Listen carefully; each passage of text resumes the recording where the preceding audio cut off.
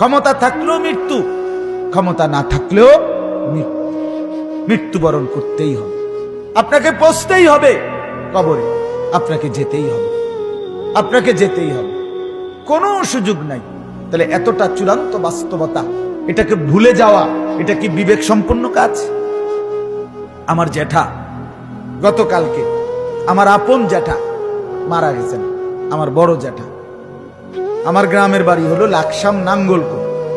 আমি থাকি, আপনারা তো অনেকে জানেন, ময়নামতি, ওই যে সাবের বাজার, গরু বাজারের পাশে, মানে আমার মাদ্রাসা আছে, বাসা আছে।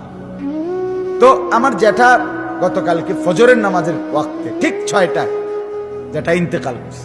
আমি ফজরের নামাজ মসজিদে সালাম ফিরাইয়াই শুনছি।